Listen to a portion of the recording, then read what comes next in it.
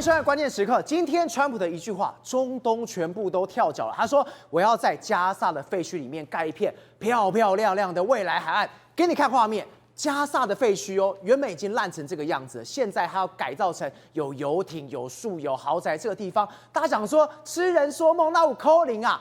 不要忘记了，川普怎么说？他说我们会确保这是世界级的建设，对于巴勒斯坦人会非常美好。我们谈的是主要是巴勒斯坦人开发后的加萨将成为中东的未来海岸。他在痴人说梦吗？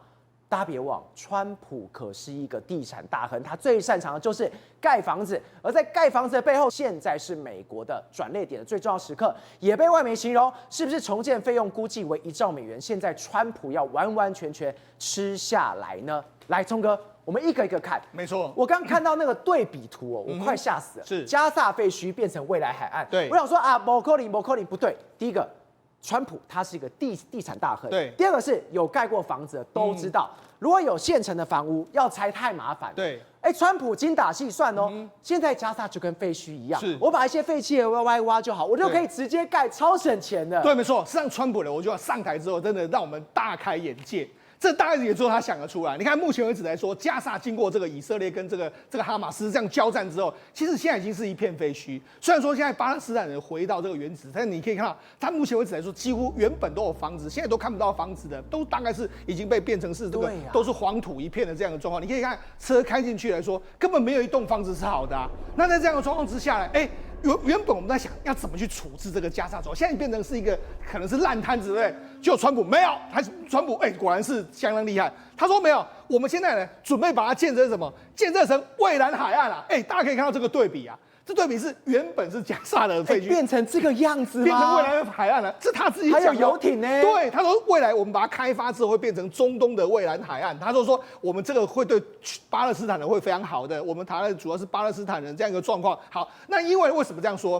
实际上联合国也有估计说，你光是加萨的这个重建来说，至少会花1兆美金以上。照我们就说嘛，这个川普非常懂得打这个精打细算，1兆美金，我美国不赚白不赚，所以当然由我来赚嘛。我们美国目前为止就占领了这块土地，未来要怎么开发就怎么开发。好，那除了说这个占领这个有重建利益来说，我觉得川普真的打得非常精。我们不要忘记加萨走廊旁边来说，还有一条运河——苏伊士运河。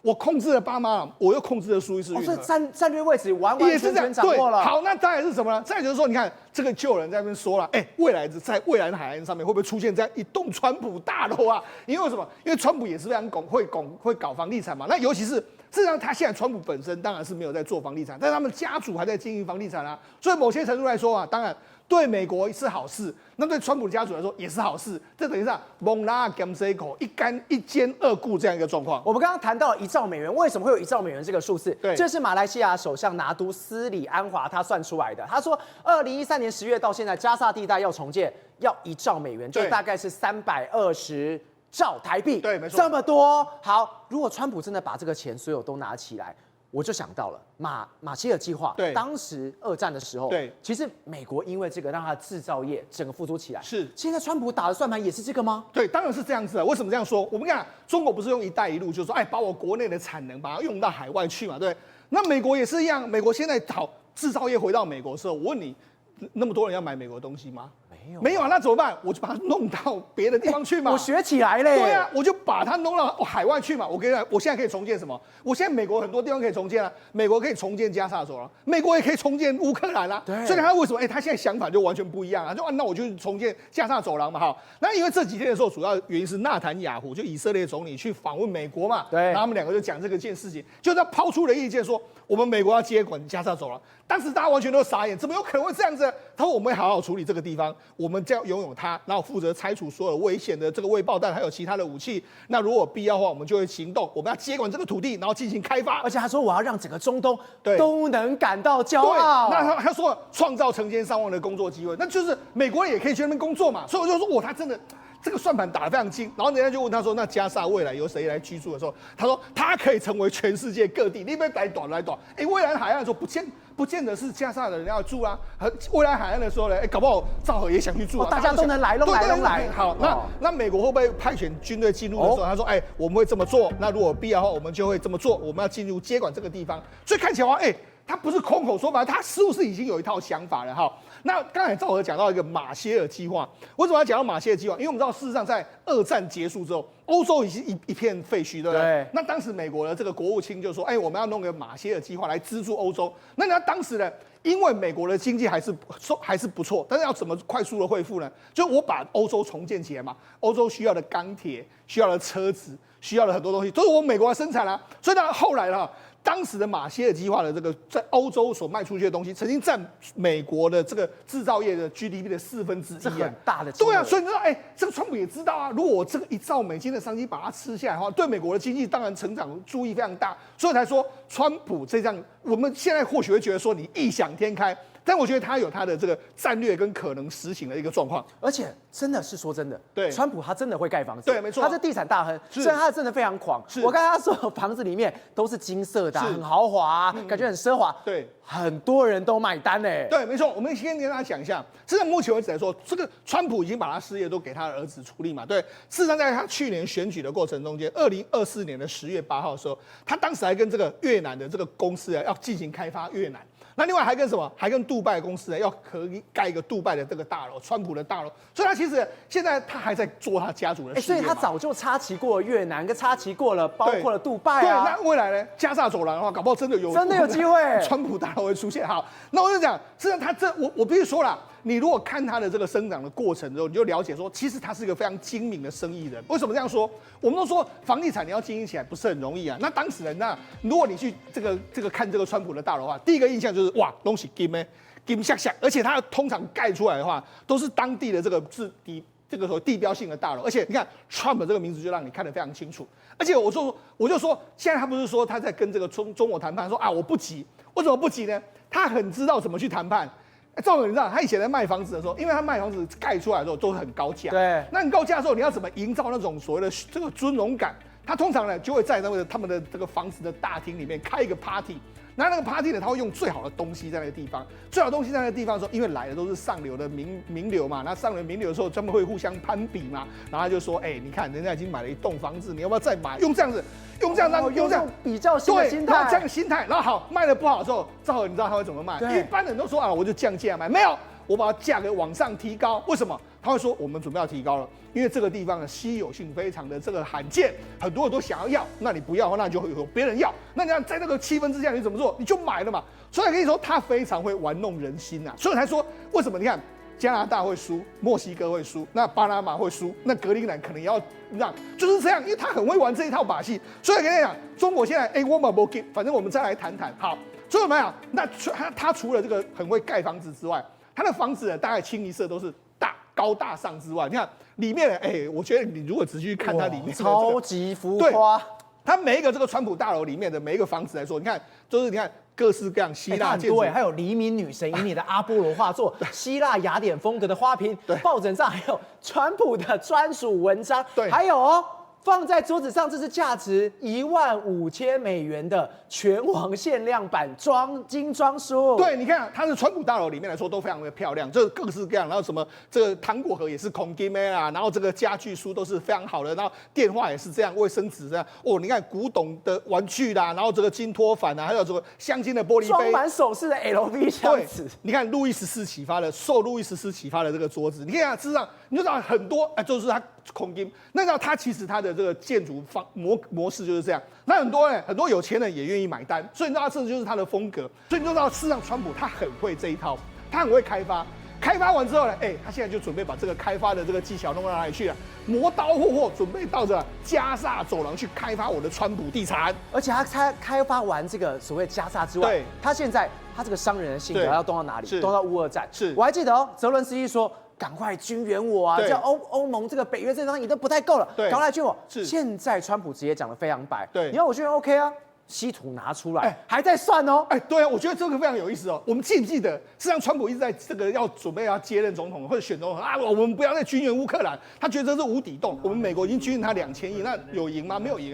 大家都以为他不要军援，但是呢，他不是不要军援，他要你拿东西来跟他换。这好贼哦！他以退违禁，对，拿你更多。对，我们原本以为他就是说他不要，好，那结果是这样，他就是说泽伦斯基也知道他的个性，我觉得泽伦斯基也非常聪明，泽伦斯基就说这样子好啦，我们用我们的稀土呢去跟你交换，好，那我们就讲，那为什么要用稀土交换？我们现在看这个所谓乌克兰的地图。乌克兰的地图里面来说，你看这边锂矿是绿色的，然后这个钯矿的话是蓝色的，然后这个锑啦、钛啦、钴啦、铂啦、钒啦、铬啦、石墨，一大堆。你看上面都有很多颜色，对，所以就是说乌克兰今年来说的话，稀土相当多，对，你看就说它的稀土大概是全世界蕴藏量是全世界数一数二的，就光是稀土，你知道光是稀土哦，你看它的价值是多少？15兆美金就这个地方15兆，对，15兆美金。那你看川普看到这个在流口水嘛？那尤其你看到这几天，中国不是也说，我要对你制裁，我就把你的稀土很多元素我就不卖给你。那 OK 啊，你不卖给我，我去乌克兰挖，对，我去乌克兰挖。所以呢，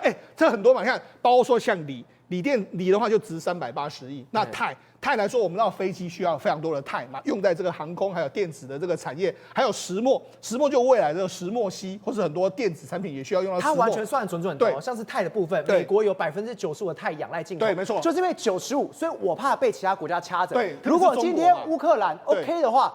我完全没在怕对啊，所以那他就用这样的方式啊，说好，你这个未来如果你承诺给我开发的时候，那我就继续军演你这样一个状况。好，军演你，所以你就说，他又是拿出他的这个铁算盘出来算，算一算，非常划算。对，那我就愿意这样做。好，那除了这样做了，他说了，你看。格陵兰也是啊，他为什么要去拿格陵兰？他现在有提出这个购买格陵兰的状况，因为为什么？因为格陵兰有稀土150万吨，然后也包括说175亿桶的这个石油，还有天然气。所以你看他想来想去的话，这些国家都是有很大的稀土，要么是天然气，要么是石油这样一个状况。所以他说好了，我就是这样，所以我才说他有他的一个账本，他说算得非常清楚。那算得非常清楚的时候，现在中国呢？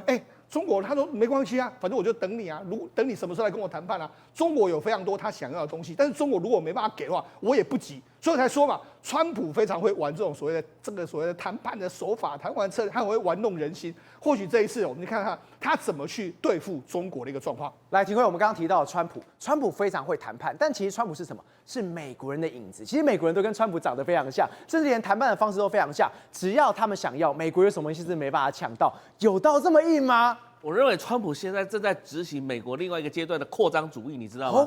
非常非常这个惊讶的原因是什么？因为历届以来的话，你知道美国的以前是13州，然后一直扩张到整个西岸这边来。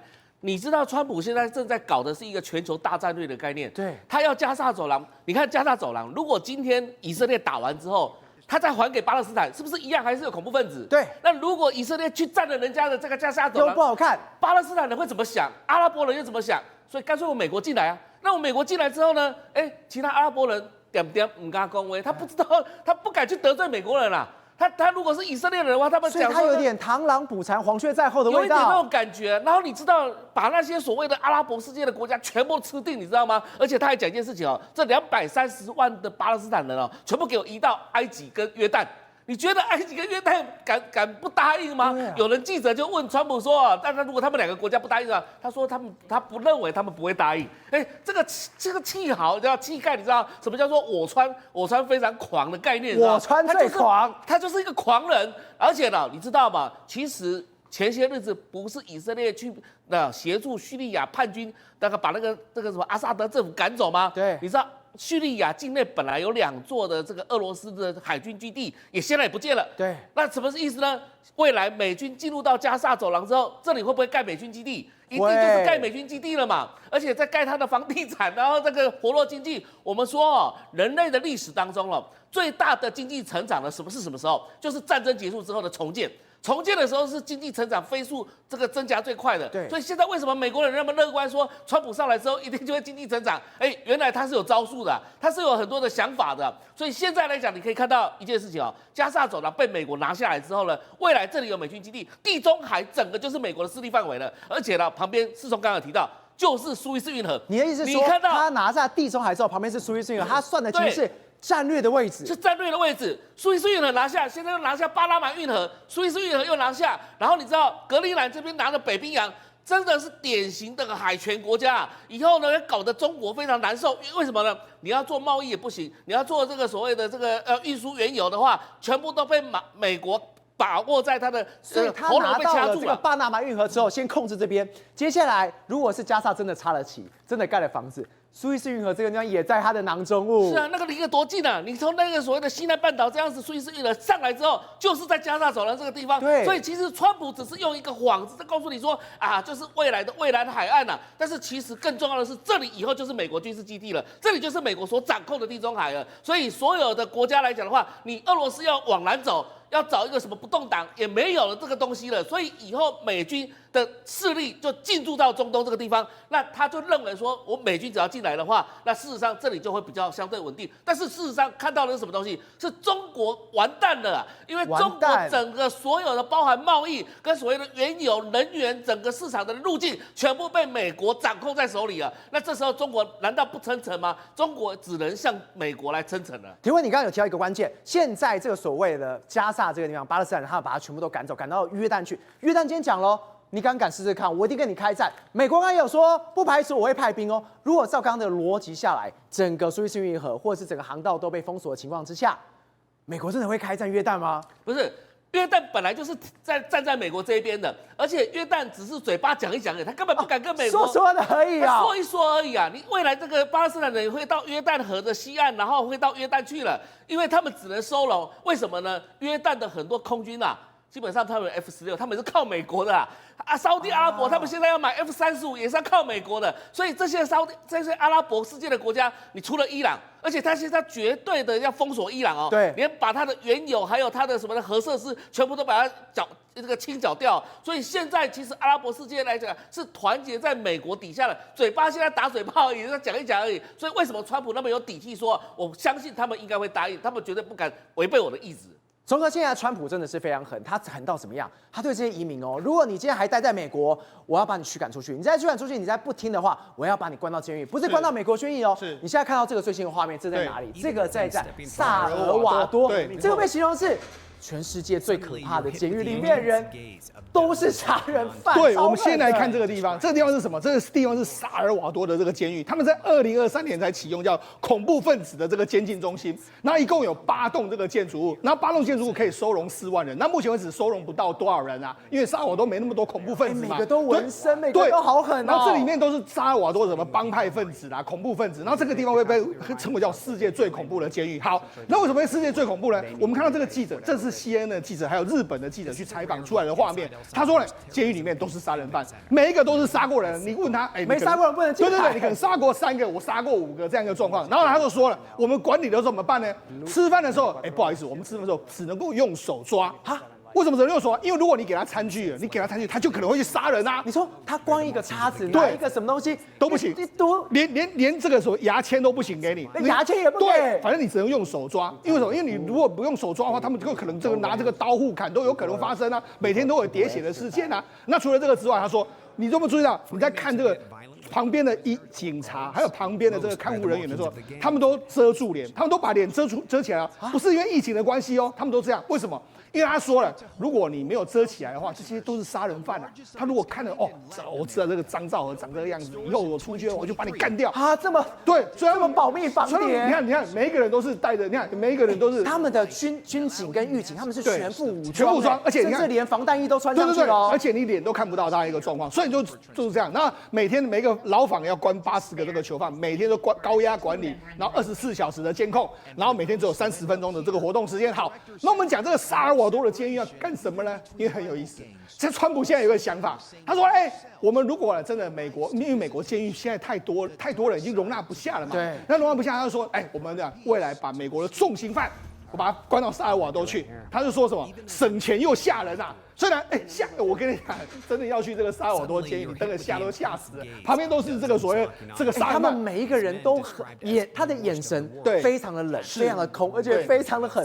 我看到我都在皮皮喘。而且你看他每一个身上都是那么多刺青，对啊，一般人去那边完全都吓傻哈。那所以这是谁？这真的是川普说了。他说什么呢？他说了，而且他还说了，美国有大量冷酷无情的罪犯，那我们就把他关到那个地方去。他还说了，因为那是动物，不配住美国，他讲的，所以也就是他准备把这些所谓的他口中认为的这个重犯动物，他把它关到萨尔瓦多去。好，那为什么？因为你看，在美国监狱住1年比哈佛学费还要贵哦。天哪，我又要想到你刚刚跟我讲了，算盘又在啪啪啪啪啪啪，又在算了。对啊，为什么？你看，因为我们知道，事实上你美国这个本来物价就贵，吃东西都很贵嘛。你看，每一个在加州服刑的嫌犯，1年要花掉公共开支是75560块，还有248万台币，折合248万，比哈佛学费还贵嘛。所以我等于是说，这里贵哦，我把它送到萨尔瓦多去，那萨尔瓦多便宜啊，我只要一个机票把你送到那个地方去之后，你这个肥那么便宜，而且你以后送出来的话，我相信你就不敢犯罪了。好，所以我才说，川普的这个算盘又拿出来打了。好，那拿出来打之后，他现在还有另外一个算盘，他是什么？解散教育部，美国教育部。那为什么要解散美国教育部？你看，我有没有听错？解散教育部？对，在台湾的话早就翻桌了。教育对，他要解散教育部，为什么？好，那这个川普任命这个美国的这个教育部长这个麦马洪他说什么？如果一般人我们任命这个教育部长，就说这个譬如说赵和，你就好好干吧，好好干，我们相信你可以做得非常好，一定会。就他的命令是什么？我希望你能够把教育部解散。好啊，你找我干嘛？对。那我就是希望你把教育部解散啊！我是帮你负责来解散。对，就把它解散。为什么呢？因为他说，因为教育部在过去一段时间在美国花了非常多钱。伊隆马斯克就说了，你看，这是美国呢，从这个因为美国的教育部是1979年卡特成立，他成立之后，你看花费一直增加。可是然后你看美国人的阅读的这个能力是一直在下降。然后美国人的这个数学能力是一直在下降，钱增多，阅读能力下降，数学能力也下降。对，那我要这个教育部要干什么？那另外哈，那我们这个美国的这个费用里面来说话，这个教育这个费用的配置，这个学生这几年来说只增加8%，然后呢非这个教学人员增加60%，然后非教学人员增加138%，也就是说。我增加的费用都增加到非教学人员，那你到底要干什么？对，这都根本重点是学生跟教学人员，但是不是这样嘛？所以你就知道为什么这个美国要裁撤他。好，那尤其是这个让这个川普非常生气是什么？你教育部经费里面编了很多这样 DEI 就是什么多样性、公平还有包容这样的状况。DEI 就是他们现在学校都在干这些事情。对，没错，他投了10亿美金进去嘛。那你看，这就是美国现在的这个很多教育，为什么川普会很生气？他现在就不想要弄这些 DEI。你看，这是美国在学校鼓吹 DEI， 那学生就会拿着这个彩虹旗啊，然后庆祝所谓同志骄傲日，就强迫把这些意象呢灌输在小孩子的这个身上。他们完全就踩到了川普跟马斯克的雷啊！对，没错。好，那除了这个之外，你看这加州的这个学校里面来说，你看还办着小学的这个骄傲的游行，就是说好像有同志好像就是现在这个小学里面办的活动都是拿彩虹的东西。是没错。然后还有说什么你就画彩虹，然后就送冰淇淋，那花了这么多钱嘛？那所以为什么伊隆马斯克或者是说这个所谓的这个川普会非常生气？我就不要这些东西嘛，好，所以我才说他交给教育部长的这个命令是，我希望你把自己的工作给辞掉，就不干了，就把教育部解散最好。好，那除了这个之外来说，因为我们知道现在还有一个伊隆马斯克嘛，伊隆马斯克不是搞了一个叫做政府的效率部嘛，这个 DOGE 嘛，好，那他现在怎么说呢？他说，你看。我觉得我们过去的这个政府效能都太差。他说应该学我们这样一个状况。他说呢，他说我们部门里面来说，每天工作超过17个小时，每个礼拜工作120个小时。他就说我们要这样做，这样一个状况。那问题是，你们可以这样做，问题是大部分官僚怎么有可能？然后他说什么？他说你看。他还把行军床住在这个他们的大楼里面。对，他说呢，我在这个总部里面呢安扎了这个沙发床，然后还有这个所谓我在这个地方准备要工作。然后他还说，你看我当年的时候曾经就睡在这个地方的时候，睡了好多年的时间。他说我还在工厂睡了这个3年的特斯拉工厂睡了3年左右的状况哈。所以就是说他希望。员工要有这个战斗力，这超可怕的，因为美国总统川普也复制这个模式哦。是，他没有走听听哦。是，他说上周突然通知了200万名的联邦雇员，如果在2月8号前提出自愿离职，我会发给你8个月的资遣费。如果你不能完成，我就不要管你了。对，所以他什么意思呢？他就说，我们未来要有这种所谓的这个效率部。那如果没有办法接受这种强效效率之后，他去通知200个，统 fire， 我把你 fire 掉，那我会支付你8个月的这个薪水。所以你要事实上，美国现在真的，不是开玩笑。除了这个川普自己在这个，我们不能说胡搞瞎搞，他真的有非常多创意，天马行空。那现在搞了全世界一池春水之外，伊隆马斯克也开始在介入美国的这个整个效率部门，所以才说接下来美国的这个他们国家里面可能会面临到一个非常大的这个变化。国珍听到了非常大的变化，我想到什么？包括了墨西哥，包括了中国。为什么？因为美国直接喊关税，关税，关税，好多大厂哦，跑，脚底抹油，赶快跑。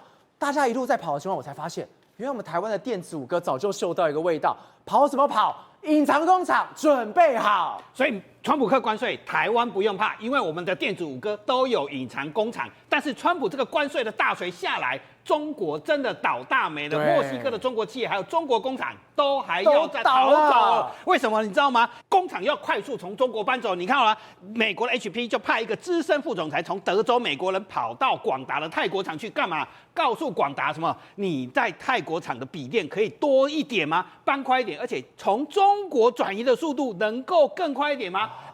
川普的关税大锤一下来，竟然中国工厂要快速搬，你知道吗？HP 这个工厂投资在哪里？当年薄熙来在重庆当市委书记的时候，打造全世界最大的笔电基地，现在全部都要搬出来，所以他督促他是你可不可以转移快一点？所以大锤下来有没有效？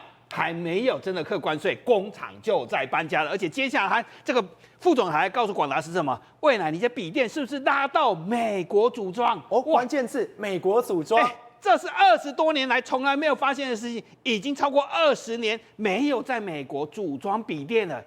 这个关税大锤只是喊拿在头上一旋，所有工厂就搬了。所以我们就去问说，电子五哥，你们怕不怕关税？结果他们说没怕，狡兔有三窟，我们早就有准备了。告诉我们拿出这版本，原来有所谓的隐藏版美国基地。我看到真的吓到我原本想说很多新闻、很多的评论都写说电子五哥岌岌可危。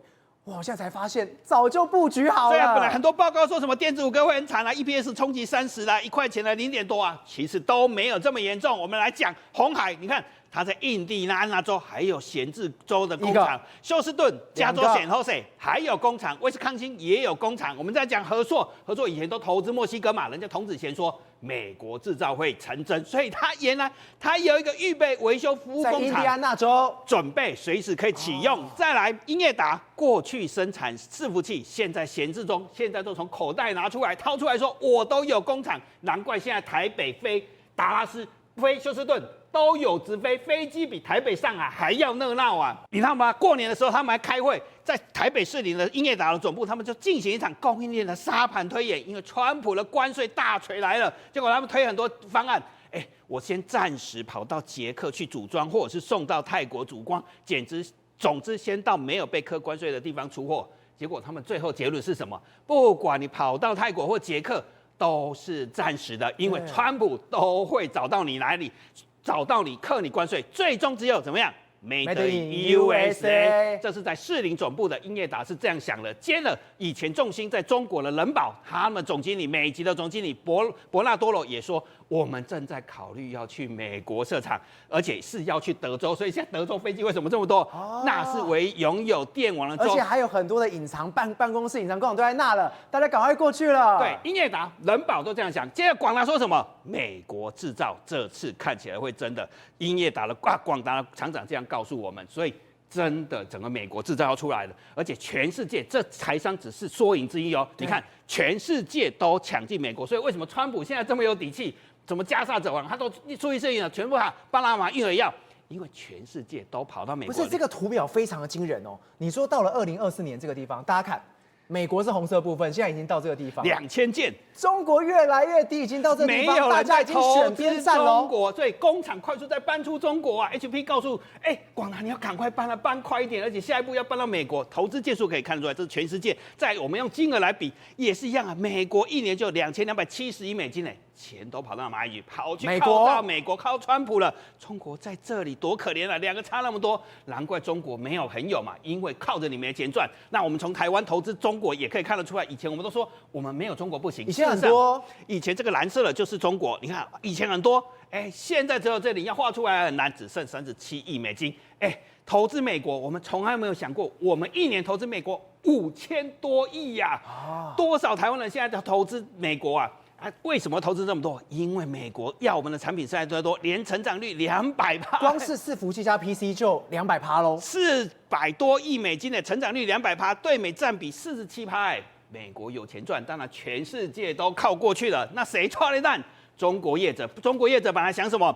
我跑到靠近美国的墨西哥，跑到这个叫蒙特哥罗市，然后它离圣安东尼奥，只有4小时200多公里的车程。那中国业者2022年全部都跑到那边去抢土地、抢工厂，一下子土地全部抢完，盖满中国工厂。结果他们想要做什么？想要川普课关税的时候，能不能走后门啊？他们在想要走后门啊。结果走后门有用吗？川普早就讲到了，所以美国智库讲得很清楚，课25%关税，其实位于加拿大跟墨西哥的中国企业，其实就是美国的目标。所以现在墨西哥这个地方，中国厂原本想说偷他后门，偷不到，现在赶快大逃杀，赶快跑。对，他们去的是非常多的比亚迪，我们说比亚迪很厉害吗？海信做电视的，再来生产太阳能板的，还有家具，全部都跑到这个地方，280公里，4个多小时到美国。现在美国全部盯上，所以美国告诉他说，你未来想要进美国市场是不可能的，你只能寻找其他地方。但是英业达刚才不是有这答案了吗？跑到泰国、捷克都没用，你只能跑到美国。但是美国是不会欢迎中国业者去的，因为你会伤害我们的汽车公司。川普已经讲得明显了，所以川普就是要对付中国，会伤害到美国的，会赚美国钱的，川普通通不希望。所以中国企业跟中国都要倒大霉了。来，宇轩，我们刚刚提到了，中国现在被美国步步紧逼哦，不断的杀招哦，包括从关税，包括从商品等等。现在中国他说，来啊，大家一起来克关税，我克你15%。那现在被笑掉大牙，你15%怎么样？你才4项，我不痛不痒啊！不，照当然了，理解川普我们刚才讲那么多神仙老虎狗，神仙老虎狗是指到它各种变化。但我讲他对待所谓的盟国也好，或者说国际上的情势，他也有分3、6、9等。比如说，来，我先问嘛，乌克兰那个时候他讲说什么？说你们的仗你们自己去打，对，我美国呢绝对不要帮你出兵嘛，对不对？结果后来换到的是什么？你知道吗？刚才是不是讲到矿区就直接跟你讲双手奉上嘛，甚至拆凯权就给你川普了，而且不只是这样，你知道乌克兰他最近还做一件事情是什么吗？泽连斯基跳出来嘛，讲说美国给我们的军援有1750亿美元，这是他们讲的，结果我们只收到750亿美元啊，其他钱呢？对，而且他说750亿美元，你知道都是什么吗？都装备。换言之，他的意思说有1000亿美元，3兆2000亿台币被欧塞起啊！这一枪是帮谁开的？那帮川普开的啊！他不只是这样，他在讲说你前朝有问题，有贪污的问题嘛。所以你以为他只是在运用这样？不是嘛？所以乌克兰这个战场这边结束掉了嘛，就还没完。加沙走廊他那边跟你讲说，哎呀，我要这边打造一个 beautiful land， 他说我要美丽的土地，美丽的川普饭店。不只是这样，他另外一个反手跟你讲说什么？说我军队要进驻。对。他直接讲说我要去驻军呐，对，那我要去驻军什么意思？这个地方整个区域被我控制垄断了嘛？那加沙这个地方，那请问一下，没有以色列谈好，有办法去做这样处理吗？不行，没有以色列谈好，还跟你讲说未来我要这边加沙，我要处理就处理吗？我这个一兆的我全部都要通吃吗？有办法这样子搞吗？不可能嘛！所以请问一下，加沙这边搞定了，叙利亚这边他也说我相关的区域我都要搞定了，对谁重创？俄罗斯啊！那结果俄罗斯现在也跟你讲说，哎，我来跟你谈了。俄罗斯他说我要在哪里跟你谈，你知道吗？他说我在沙果跟你谈，我在沙烏地阿拉伯跟你谈。你知道为什么沙烏地阿拉伯吗？因为普丁现在身上背一条罪叫战争罪啊，不能乱跑，乱跑会被抓。国际刑事法庭会找他算账嘛。那川普也跟你讲说好嘛，那你普丁也来谈嘛，来去哪里谈？来沙烏地阿拉伯谈。那我就请问一下刚刚讲到乌俄战场，这样是不是清理掉了？加沙这边以色列问题是不是清理掉了？紧接而来，俄罗斯的问题是不是也清理掉了？对，那所有问题都清理掉了，而且每一个问题他都可以赚钱。你会发现，乌克兰有那个算盘啪好会打呢。加沙也可以赚钱。那俄罗斯这边他一定有他要谈的东西嘛？那只剩下一个人，只剩下一个人没得谈了，中国，对嘛？就你中国嘛。所以这刚开始而已啊，川普是有节奏，一个一个这个这些都只是前菜啊。对嘛？我跟你讲说，我给你克10%，你说宇轩雷声大雨点小，才争10%而已。对哦，他18跟你讲说有一些油啊、燃气啊一些相关的没有，那个都还没出重拳而已哦。对，因为现在他已经没有其他问题啦，其他的原本美国在拜登政府创下的负债都变资产了嘛，对不对？甚至还可以倒靠前朝政府一把嘛。对。但你现在中国，我跟你讲你知道输出美国最大的是什么吗？第一名，手机。手机那请问一下，他现在开始针对你了没？还没。再来零售业，他开始加大幅度去针对你了没？800块的包裹没办法，要收关税。对，那个只是给你闻个风而已。那是个风而已。对嘛？他后面给你25%，可不可以？他零售业，你天母现在全部我们讲真的要倒了，垃圾产品灌进来，搞爆我们零售50%，可不可以？对不对？那我问你，汽车可不可以？甚至家具可不可以？这才是中国出口大宗嘛。所以他现在只是跟你讲说，我其中这几项，我用10%来去处理你，但我后续的每一个细项，甚至杀到刀口上，我可不可以25、30、40、50，逼到你最后我们讲的服软？所以你想想看，在这个情况下，然后中国只是软绵绵的跟你讲说，我要去抵制你，我也要反向对你关税。结果美国他就一句话啊，不好意思，你要抵制我是不是？那我卖给别人。你觉得中国这些所谓的反制作为，真的有任何作用吗？